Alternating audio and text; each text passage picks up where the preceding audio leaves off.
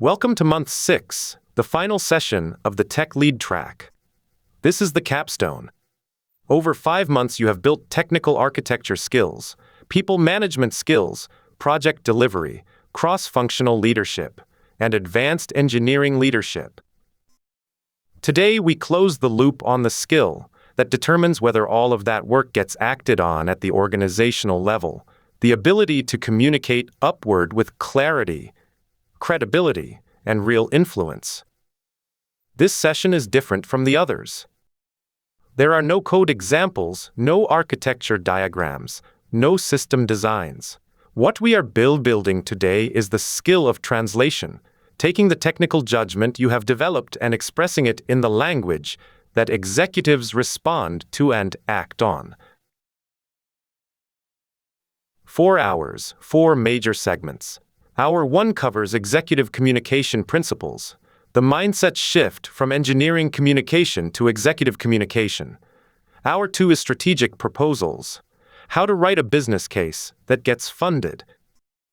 Hour 3 is executive presentations, designing a board-level deck that tells a complete story in 15 minutes. Hour 4 is executive presence and the Capstone Challenge presentations. You have 4 deliverables today, each worth 25 points.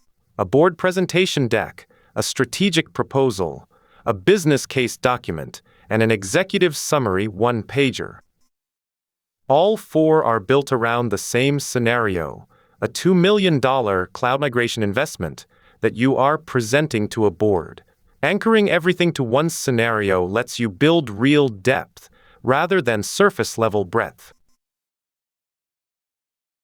5 objectives for today. First, create compelling executive presentations, decks that drive decisions rather than inform curiosity. Second, write strategic proposals and business cases with real financial models. Third, translate technical concepts for non-technical audiences, one of the most underrated and highest leverage skills in engineering leadership. Fourth, handle executive Q&A with composure and credibility under pressure. And fifth, build the executive presence that signals readiness for the next level. This is also the Capstone month, and the track completion criteria are straightforward. A 75% average across all 6 months, with all deliverables submitted. Today's 4 deliverables are the final piece of that requirement. Here is the core insight that changes everything about how you communicate upward. Executives make decisions under time pressure with incomplete information. Your job is to make the decision easy, not to demonstrate how thorough your analysis was. 5 principles every tech lead needs to internalize. Lead with the punchline. State the conclusion first.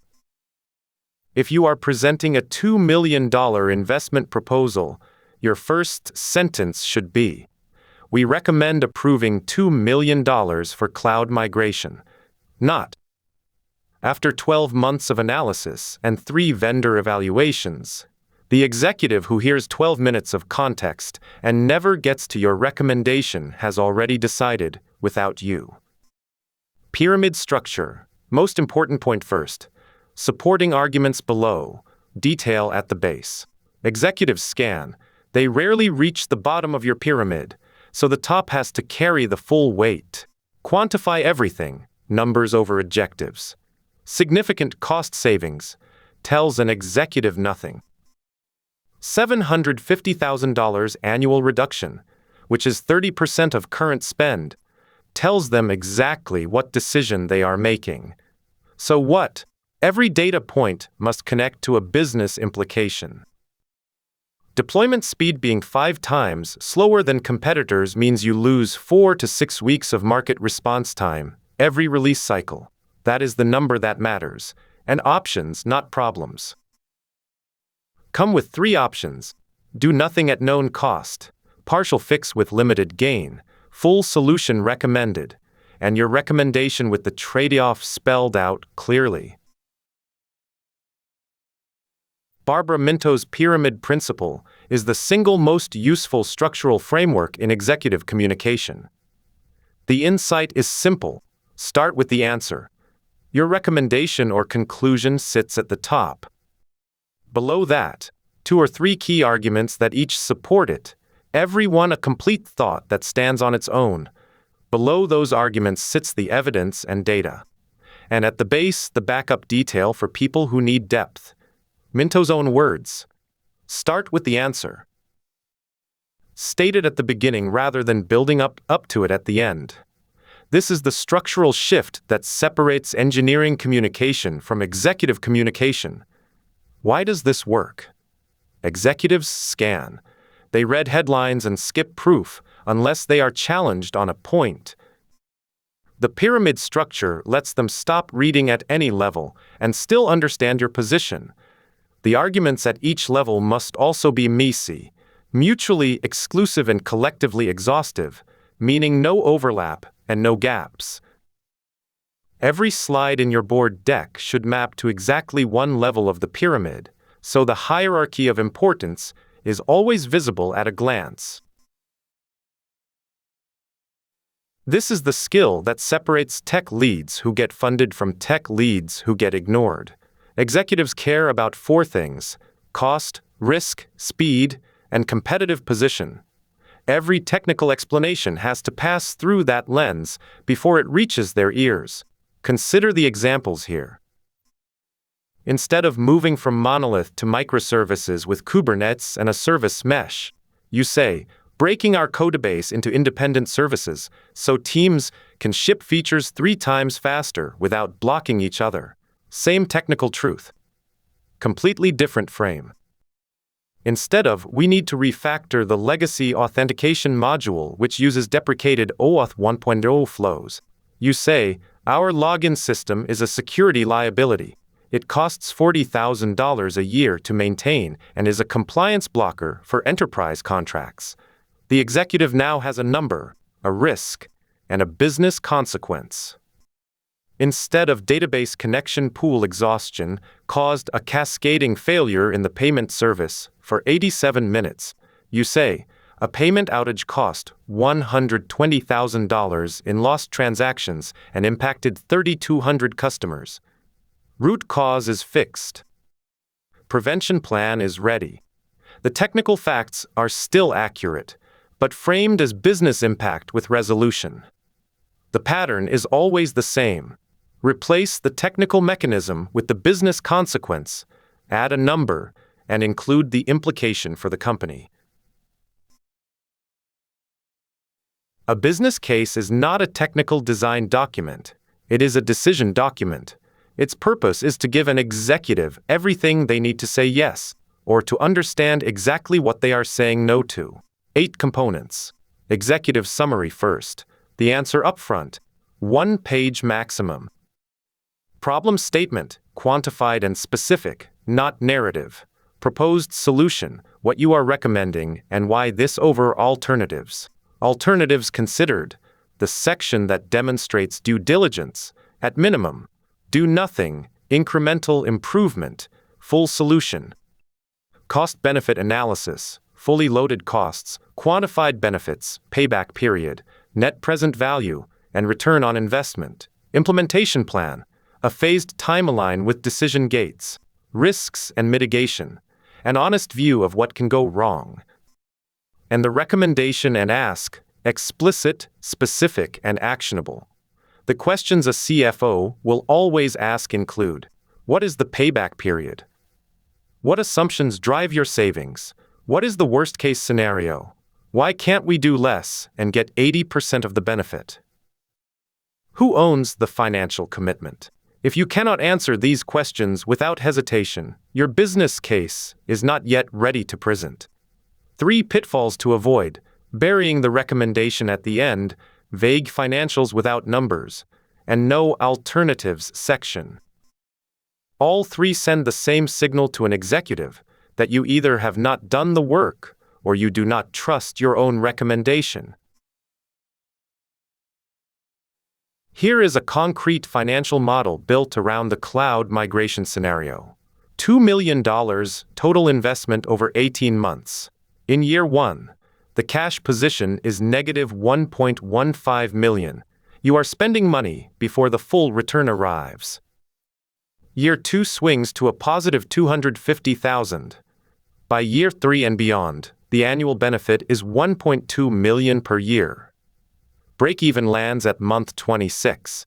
5-year net present value at an 8% discount rate is $2.4 million. 5-year return on investment, 180%.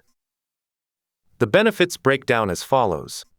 $750,000 in infrastructure cost reduction, $200,000 in outage cost reduction, $150,000 in operational efficiency gains, and $100,000 in technical debt prevention.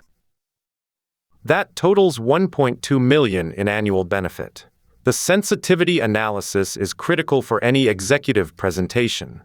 In the conservative scenario at 20% savings, break-even moves to month 32. In the expected scenario at 30% savings, it is month 26. In the optimistic scenario at 40% savings, it is month 22.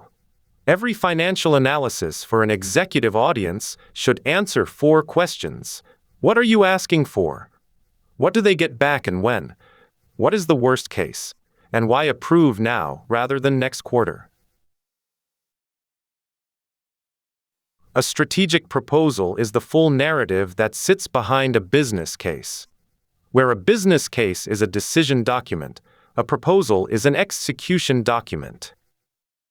It answers not just should we do this, but here is exactly how we will do it, phase by phase. The cloud migration example shows 3 phases. Phase 1, months 1 through 4, cloud architecture and security design, team training, the first non-critical workload migrated, and a CI/CD pipeline established. Exit criterion, a production workload running on cloud. Phase 2, months 5 through 12, core services migration, data platform transition, integration testing, and a parallel operation period that ensures no service disruption. Exit criterion, 80% of workloads migrated. Phase 3, months 13 through 18, completing remaining migrations, cost optimization and right-sizing, multi-region activation, and a center of excellence established. Exit criterion, full cloud operation with all targets achieved. The alternatives analysis is equally important. Status quo was rejected because of growing maintenance costs, widening competitive gap, and escalating technical debt and compliance risk.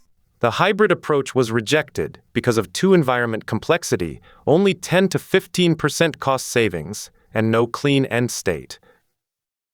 Full cloud is recommended because of complete cost optimization, a modern architecture, and long-term strategic flexibility. The governance structure, named sponsor, steering committee, clear reporting cadence, and defined phase gates with board approval required, is often what converts a risk-averse executive from skeptic to supporter. A 12-slide board deck tells a complete story in 15 minutes. Not 11 slides, not 20.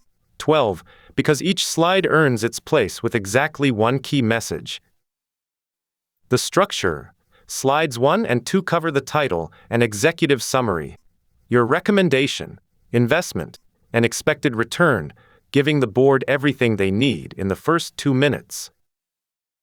Slides 3 and 4 are current state and problem, a data-driven picture of today, showing the gap between where you are and where you need to be, in numbers. Slides 5 and 6 present the proposed solution and its benefits. Slides 7 and 8 cover the investment required and the ROI, in a format the CFO can read without translation. Slides 9 and 10 show the phase timeline and risk management.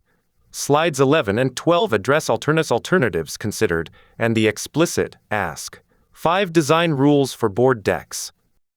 1 message per slide. The title should state the takeaway, not just the topic.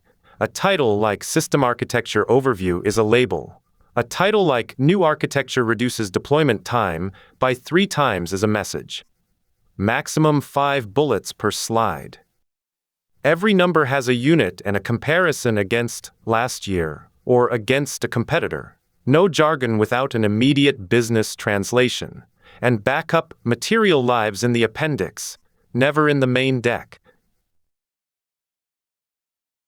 The Q&A session is where executive presentations are won or lost. A flawless 30-minute presentation followed by defensive or evasive answers destroys the credibility you just built. A clean Q&A elevates a good presentation into a great one. When asked, "Why can't we do this for less money?" Acknowledge the question, then explain the trade-off. We could do a partial migration for $800,000, but that saves only 10 to 15% versus the 30% from full migration, and we still carry the complexity of two environments. I can walk through that option if helpful. You have answered the question, quantified the trade-off, and offered to go deeper. When asked what happens if this fails, we have structured this as a phased migration with parallel operation, so existing services stay online throughout. Each phase has a rollback plan. The maximum exposure is the Phase 1 investment of $400,000. At that point, we stop and assess. You have pre-bounded the risk. When asked, "Why now?" Can't this wait 6 months? Delay costs us $350,000 in continued overspend and widens the competitive delivery gap. We also have an engineering team available now that will not be available after the hiring freeze. Waiting 6 months shifts break-even to month 32. You have made waiting concrete and costly. And when you genuinely do not know, that's a good question. I want to give you an accurate number rather than an estimate. I will get you the specific data by end of day. Saying you do not know and will follow up is always stronger than fabricating an answer. The answer framework for every question: pause, clarify if needed, lead with the direct answer, then support it, then check whether that answers the question. Executive presence is not charisma, and it is not personality. It is the perception others form of your readiness to lead at the next level. It is built through consistent behavior, not through being naturally commanding or extroverted. 4 pillars. Confidence is not the feeling of certainty. It is the behavior of preparation. You have done the work. You know the numbers, the risks, and the alternatives. You enter the room knowing more than anyone else about your topic. The signal in how you speak. We recommend X, not we were thinking maybe X might work. Clarity means simple, direct language with no jargon. If you need 3 sentences to explain your core message, you have not yet distilled it. Short sentences, active voice, concrete nouns, specific numbers. This saves $750,000 a year, not significant cost optimization potential. Credibility comes from data-backed positions, honest acknowledgement of risk and downside, and the willingness to say, "I don't know," when you don't, then following through with the answer. Executives trust leaders who surface problems early and deliver on commitments. The signal: there is a 20% risk of cost overrun. Here is our mitigation plan. Composure under hostile questioning is the final pillar. Disagreement expressed professionally, redirection of off-topic threads without rudeness, and a pause before responding when the pressure is on. The signal: that's a fair challenge. Here is how I'd address it. The same proposal needs a different opening hook, depending on who holds the most authority in the room. You are not changing your recommendation. You are leading with what matters most to that specific person. The CEO cares about growth and competitive risk. Does this make the company faster or more defensible? They fear distraction from core business and surprises at board meetings. Your hook: this closes a 3 times delivery gap with our top competitor and protects $4 million in at-risk enterprise revenue. The CFO cares about return on investment and cash flow timing. They want payback period, NPV, cost certainty, and contingency controls. They fear cost overruns and optimistic assumptions. Your hook: break even at month 26 in the base case, month 32 in the conservative scenario. Weekly spend tracking against budget. Board members care about strategic alignment, governance, and whether leadership is managing risk well. They fear technical decisions made without strategic basis. Your hook: this is infrastructure that supports our 3-year growth plan, phase-gated with board checkpoints at each milestone. The CTO cares about technical feasibility, team capability, and long-term architecture integrity. They fear vendor lock-in and over-promised timelines. Your hook: cloud-agnostic patterns where practical. External expertise in Phase 1. 90-day proof of concept before full commitment. Stakeholder mapping before any major presentation means identifying who has decision authority, who has veto power, and who you need to bring along early. The best executive presentations often happen because the presenter had 3 one-on-one conversations before the formal meeting, not because they were better presenters on the day.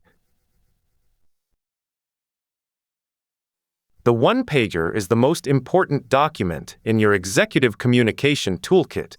It is what gets forwarded. It is what gets read before a board meeting. It is what the CEO uses to brief their peers. If you cannot fit your proposal onto one page, you do not yet know exactly what you are proposing. The cloud migration one-pager shown here follows 5 sections. The situation: an 8-year-old on-premise infrastructure limits growth. Deployment speed is 5 times slower than competitors. Infrastructure costs are 40% above cloud-comparable companies, and a single data center creates business continuity risk.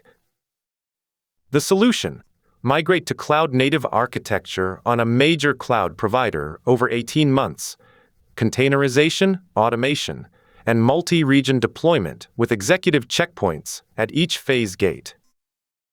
The benefits: 30% cost reduction at $750,000 per year, 3 times faster delivery, 99.95% availability up from 99.5%, and compliance readiness for SOC 2 and GDPR.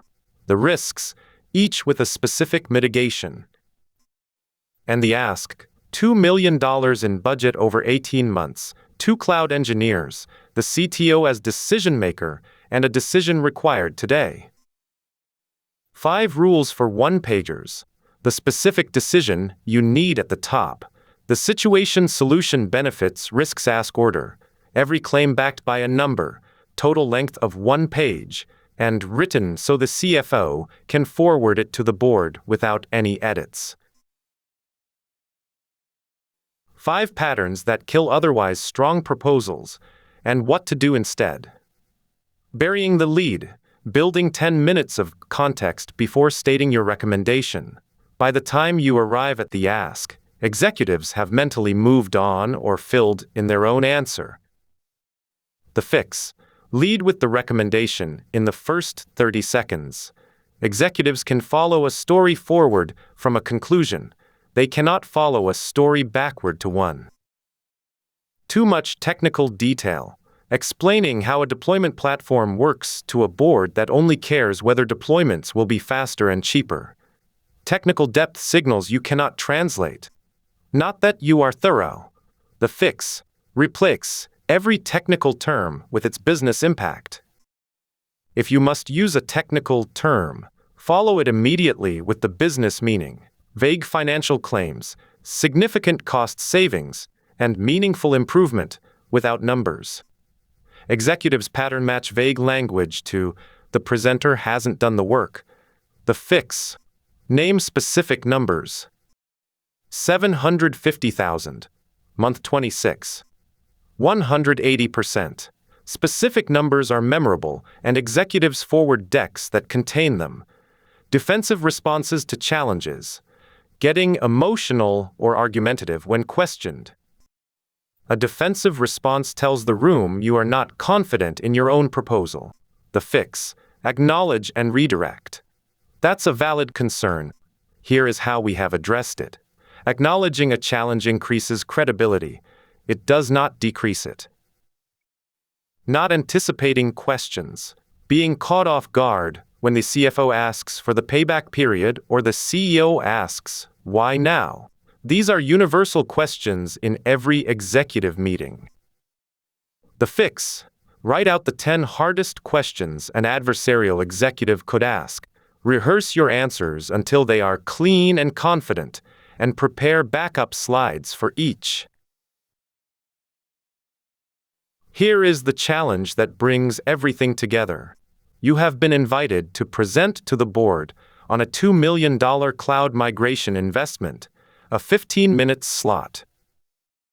Stakeholders: a CEO focused on growth, a CFO focused on return on investment, board members providing strategic oversight, and your CTO as the executive sponsor. 4 deliverables to produce. A 12-slide board presentation covering title, executive summary, current state, problem, solution, benefits, investment, ROI, timeline, risks, alternatives, and the explicit ask. A full strategic proposal with executive summary, problem statement, proposed solution, alternatives, cost-benefit analysis, implementation plan, risks, governance structure, and recommendation. A formal business case with a financial model, options analysis, risk register, implementation approach, success KPIs, and approval sign-offs. And a 1-page executive summary, situation, solution, investment, benefits, risks, and the explicit ask, formatted, so the CFO can forward it directly to the board without editing a word. Every component you produce is a template you will use in real executive conversations throughout your career. The evaluation rubric for the board presentation covers 5 criteria worth 5 points each. Message clarity for an executive audience, business focus on outcomes over technical detail, visual structure with 1 message per slide, quality and credibility of numbers and data, and a compelling and explicit ask. Total: 25 points. The strategic proposal rubric covers executive summary quality, leading with the answer, problem clarity that is quantified rather than narrative, analysis rigor showing alternatives with trade-offs, plan feasibility with realistic milestones, and strength of recommendation. Another 25 points. Track completion levels. A 75% average across all months earns track completion. An 85% average earns the track with distinction. A 90% average earns the principal ready designation. After completing the track, the next steps that will turn today's learning into lasting capability are: present to an actual executive audience within 90 days, write a business case for a real initiative at your company, mentor someone in an earlier month of this track, and consider whether the principal engineer assessment or the engineering manager track is your next growth horizon. Congratulations! You have completed the tech lead track. Over 6 months, you built 6 capabilities: strategic architecture, people management, project delivery, cross-functional leadership, advanced tech leadership, and executive communication. That is the full stack of what it means to lead technology at an organizational level. What happens next is determined by what you do with these skills in the real world. The most important thing you can do in the next 90 days is find one genuine opportunity to apply what you built today. A real proposal for a real initiative. A real presentation in front of someone with actual decision authority. A real conversation where you have to translate technical judgment into business language under pressure. That is where a 6-month training track becomes a career. Well done.